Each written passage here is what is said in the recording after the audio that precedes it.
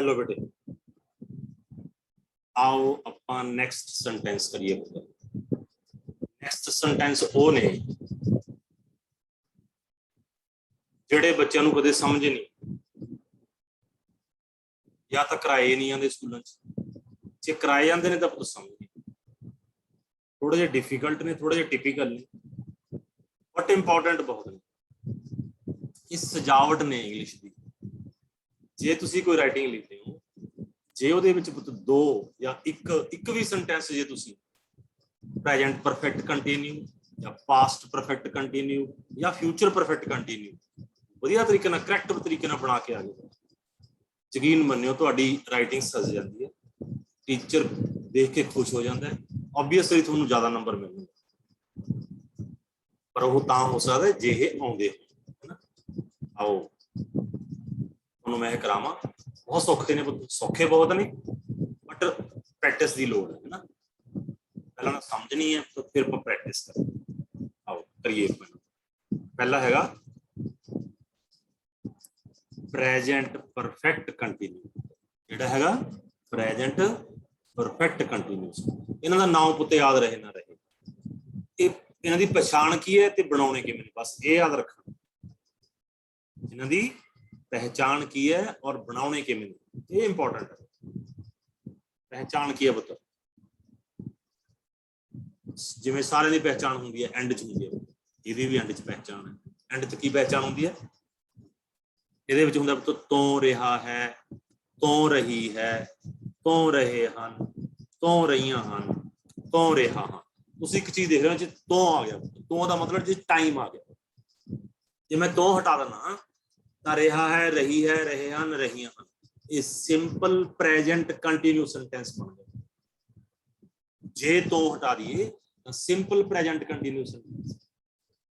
ਜੇ ਤੋਂ ਲਗਾ ਦਈਏ, ਮਤਲਬ ਸਮਾਂ ਲਗਾ ਦਈਏ, ਤਾਂ ਇਹ ਪਰਫੈਕਟ ਕੰਟੀਨਿਊ ਬਣ ਗਿਆ, ਪ੍ਰੈਜ਼ੈਂਟ ਪਰਫੈਕਟ ਕੰਟੀਨਿਊ। ਮਤਲਬ ਕਿਸੇ ਵੀ ਪ੍ਰੈਜ਼ੈਂਟ ਕੰਟੀਨਿਊ ਨਾਲ, ਪਾਸਟ ਕੰਟੀਨਿਊ, ਫਿਊਚਰ ਕੰਟੀਨਿਊ ਨਾਲ ਜਦੋਂ ਆਪਾਂ ਟਾਈਮ ਲਾ ਦਿੰਦੇ ਹਾਂ, ਦੈਟ ਬਿਕਮਸ ਪਰਫੈਕਟ ਕੰਟੀਨਿਊ। ਕਿੰਨਾ ਸੌਖਾ ਕੰਮ। ਉਹ ਫੁੱਟਬਾਲ ਖੇਡ ਰਹੇ ਹਨ, ਪ੍ਰੈਜ਼ੈਂਟ ਕੰਟੀਨਿਊ।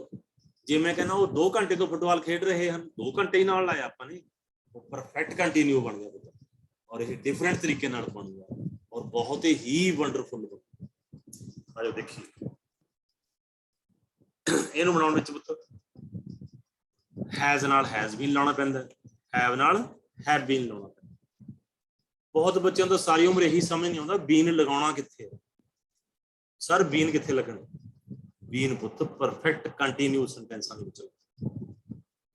ਹੈਜ਼ ਨਾਲ ਹੈਜ਼ ਬੀਨ, ਹੈਵ ਨਾਲ ਹੈਵ ਬੀਨ, ਇੱਕ ਵਚਨ ਨਾਲ ਹੈਜ਼ ਬੀਨ, ਬਹੁ ਵਚਨ ਨਾਲ ਹੈਵ ਬੀਨ, ਔਰ ਫਸਟ ਫਾਰਮ ਨਾਲ ਪੁੱਤ ਆਈ ਐਨ ਜੀ। ਹੁਣ ਨੈਕਸਟ ਪਾਰਟ ਬਹੁਤ ਇੰਪੋਰਟੈਂਟ ਹੈ, ਉਹਨੂੰ ਸਮਝਣਾ ਧਿਆਨ ਨਾਲ। ਇਹੀ ਨਹੀਂ ਸਮਝ ਆਉਂਦਾ ਜਿਹੜਾ ਜਿਸ ਤੋਂ ਲੱਗਿਆ ਹੈ, ਤੋਂ ਸਮਾਂ, ਟਾਈਮ ਵਾਸਤੇ, ਇਹਦੇ ਚ 2 ਵਰਡ ਯੂਜ਼ ਹੁੰਦੇ ਨੇ। ਇੱਕ ਤਾਂ ਸਿੰਸ, ਉਹਦਾ ਮਤਲਬ ਵੀ ਤੋਂ ਹੁੰਦਾ, ਇੱਕ ਹੁੰਦਾ ਫਾਰ, ਉਹਦਾ ਮਤਲਬ ਵੀ ਤੋਂ ਹੁੰਦਾ। ਹੁਣ ਕੀ ਚ ਤੋਂ ਫਾਰ ਲੱਗੂਗਾ, ਕੀ ਸਿੰਸ ਲੱਗੂਗਾ, ਇਹ ਸਮਝਣਾ ਬਹੁਤ ਜ਼ਰੂਰੀ। ਇਹੀ ਨਹੀਂ ਬੱਚਿਆਂ ਨੂੰ ਸਮਝ ਆਉਂਦਾ। ਨੈਗੇਟਿਵ ਬਣਾਉਣਾ ਪੁੱਤ ਹੈਜ਼ ਨਾਲ ਹੈਜ਼ ਨਾਟ ਬੀਨ, ਹੈਵ ਨਾਲ ਹੈਵ ਨਾਟ ਬੀਨ, ਫਸਟ ਨਾਲ ਆਈ ਐਨ ਜੀ। ਆਓ ਆਪਾਂ ਇਹ ਜਾਣੀਏ ਵੀ ਫਾਰ ਕਿੱਥੇ ਲੱਗਦਾ ਹੈ, ਸਿੰਸ ਕਿੱਥੇ ਲੱਗਦਾ। ਫਾਰ ਲੱਗਦਾ ਹੈ, for is used where is counting, ਜਿੱਥੇ ਗਿਣਤੀ ਹੁੰਦੀ ਹੈ ਪੁੱਤ।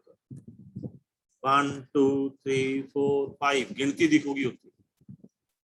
ਉਦਾਹਰਨ ਦੇ ਤੌਰ ਤੇ ਮੈਂ ਅੱਗੇ ਬਣਾ ਕੇ ਦਿਖਾ ਰਿਹਾ ਤੁਹਾਨੂੰ ਕਿਵੇਂ ਲੱਗੂਗਾ। ਦੇਖੋ ਫਾਰ, ਫਾਰ ਐਂਡ ਆਰ, 1 ਘੰਟੇ ਤੋਂ, ਫਾਰ 1 ਡੇ, ਫਾਰ 2 ਡੇ, 1 ਦਿਨ ਤੋਂ, 2 ਦਿਨਾਂ ਤੋਂ, ਫਾਰ 3 ਵੀਕਸ, 3 ਹਫ਼ਤਿਆਂ ਤੋਂ, ਫਾਰ 4 ਵੀਕਸ, 4 ਹਫ਼ਤਿਆਂ ਤੋਂ, ਫਾਰ 6 ਮੰਥਸ, 6 ਮਹੀਨਿਆਂ ਤੋਂ, ਫਾਰ 10 ਮੰਥਸ, 10 ਮਹੀਨਿਆਂ ਤੋਂ, ਫਾਰ 5 years, 5 ਸਾਲਾਂ ਤੋਂ, ਫਾਰ 1 year, 1 ਸਾਲ ਤੋਂ, ਫਾਰ few ਜਾਂ for some days, for few days, for few weeks, for few years, for some days, for some weeks, for some years ਇਹਦੇ ਨਾਲ ਵੀ ਪੁੱਤ ਫਾਰ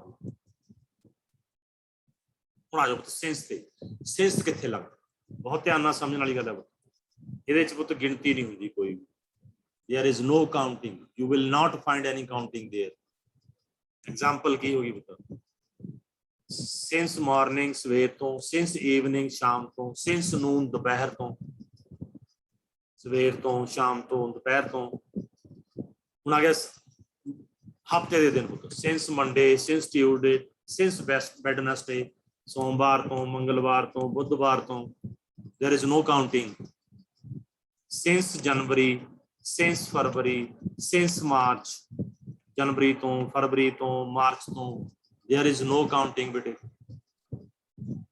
since 1980 since 2010 since 2010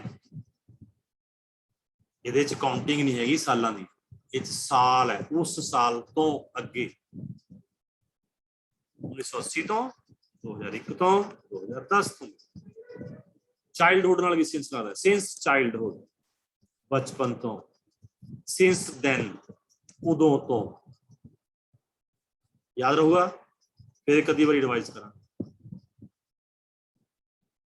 आओ examples करिए ਉਹ 5 ਸਾਲਾਂ ਤੋਂ ਦਿੱਲੀ ਵਿੱਚ ਰਹਿ ਰਿਹਾ ਹੈ ਉਹ 5 ਸਾਲਾਂ ਤੋਂ ਦਿੱਲੀ ਵਿੱਚ ਰਹਿ ਰਿਹਾ ਹੈ he has been living in Delhi for 5 years ਪਿਛਲੇ 5 ਸਾਲਾਂ ਤੋਂ for last 5 years लड़के सवेर तो फुटबॉल खेड रहे हैं boys have been playing football since morning since evening ਉਹ ਬੜੀ ਦੇਰ ਤੋਂ ਨੱਚ ਰਹੇ ਹਨ they have been dancing since long ਬੱਚੇ since long time ਕਰ ਦਿੰਦੇ ਨੇ ਟਾਈਮ ਦੀ ਲੋੜ ਨਹੀਂ ਪੈਂਦੀ since long मैं 2 ਘੰਟੇ ਤੋਂ ਤੁਹਾਡਾ ਇੰਤਜ਼ਾਰ ਕਰ ਰਿਹਾ ਹਾਂ I have been waiting for you for 2 hours 2 ਘੰਟੇ ਤੋਂ ਰਾਣੀ 2018 ਤੋਂ ਮਹਿੰਦਰਾ ਕਾਲਜ ਵਿੱਚ ਪੜ੍ਹ ਰਹੀ ਹੈ ਰਾਣੀ has been studying in Mahindra College since 1980 ਕਿਸਾਨ ਸਵੇਰ ਤੋਂ ਆਪਣੇ ਖੇਤਾਂ ਨੂੰ ਵਾਹ ਰਿਹਾ ਹੈ the farmer has been plowing his fields since morning Mohan March ਤੋਂ अपना घर उसार रहा है Mohan has been constructing his house since March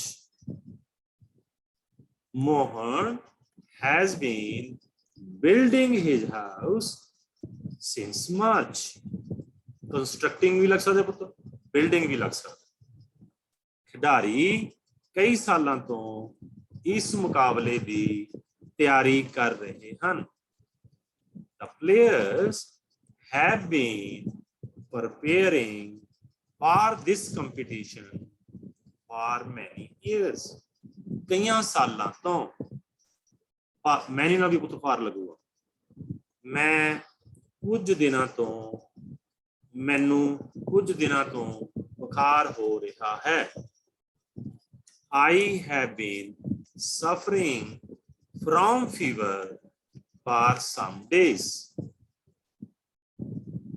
so present perfect continuous sentence ਇੱਥੇ ਖਤਮ ਹੁੰਦਾ ਧਿਆਨ ਨਾਲ ਸਮਝਣਾ ਦੁਬਾਰਾ ਦੇਖਣਾ ਪਵੇ ਦੁਬਾਰਾ ਦੇਖਣਾ ਲਿਖ ਕੇ ਦੇਖਣਾ ਪਵੇ ਲਿਖ ਕੇ ਦੇਖਣਾ ਸ਼ੇਅਰ ਕਰਨਾ ਨਹੀਂ ਭੁੱਲਣਾ ਦੋਸਤਾਂ ਨਾਲ सब्सक्राइब करना नहीं भूलना थैंक यू फॉर वॉचिंग